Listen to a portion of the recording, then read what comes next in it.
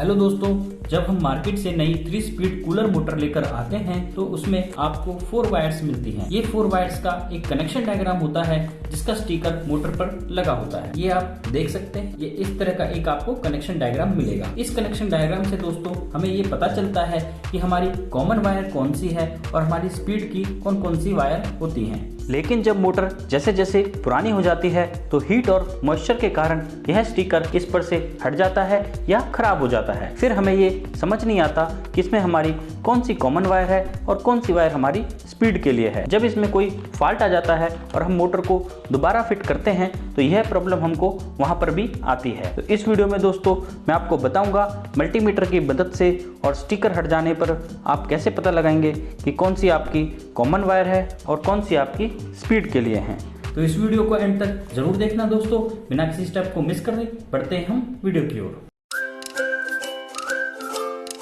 दोस्तों सबसे पहले हम मल्टीमीटर में इसकी लीड को कनेक्ट कर लेते हैं। ब्लैक वाली लीड को आप कॉमन वाले पॉइंट पर कनेक्ट करेंगे और रेड वाली लीड को आप वोल्टेज और ओम वाले पॉइंट पर।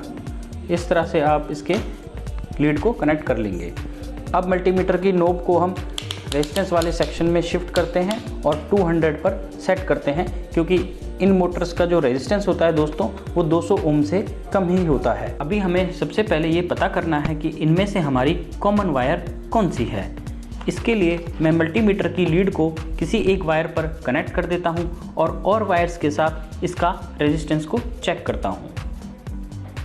हम वाइट के साथ चेक करते हैं। ये एक रेजिस्टेंस की वैल्यू दिखा रहा है जो कि काफ़ी लो है। यहाँ पर भी एक रेजिस्टेंस की वैल्यू आ रही है बट ये भी लो के बराबर है।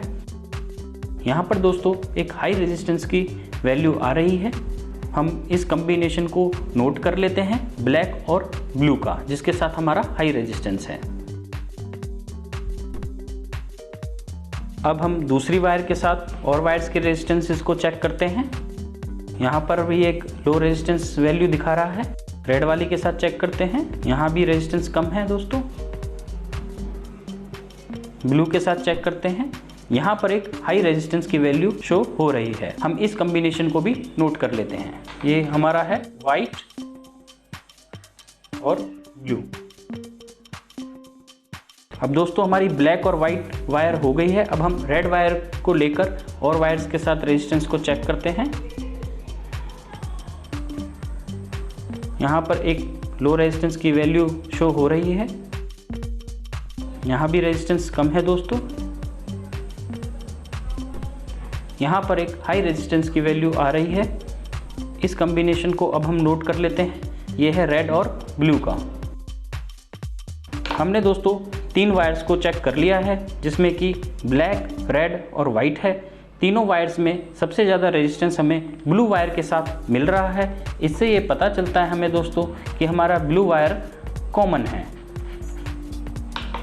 अब हम ब्लू वायर को कॉमन लेकर और वायर्स के साथ इसका रेजिस्टेंस भी चेक कर लेते हैं।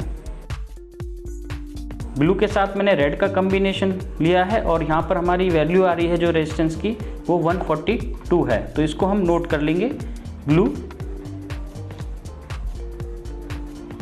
रेड वायर के साथ कनेक्ट करने पे हमारी रेजिस्टेंस की जो वैल्यू आती है वो है 142 ओम्स। अब ब्लू के साथ मैं ब्लैक को चेक करता हूं दोस्तों। ये हमारी आ रही है 108। ब्लू और ब्लैक वायर के साथ हमारी वैल्यू आती है 108 ओम। अब वाइट के साथ चेक करता हूं। यहाँ पर वैल्यू जो शो हो रही है वो है 125। ब्लू वाइट के साथ हमारी वैल्यू आ रही है 125 ओम।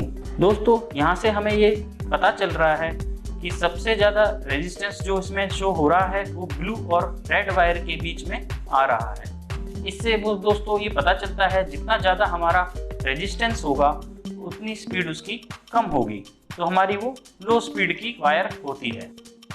तो ब्लू रेड हमारी लो स्पीड की वायर होती है।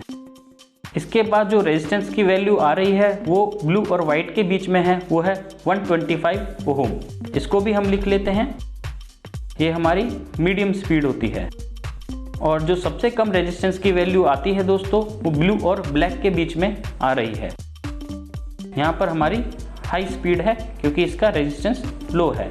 इस तरह से दोस्तों हमें ये कनेक्शंस के बारे में हमें पता चल गया है। तो यहाँ से हमारा ब्लू हो जाता है दोस्तों कॉमन, रेड हो जाता है लो स्पीड, वाइट हो जाता है मीडियम स्पीड और ब्लैक होता है हाई स्पीड।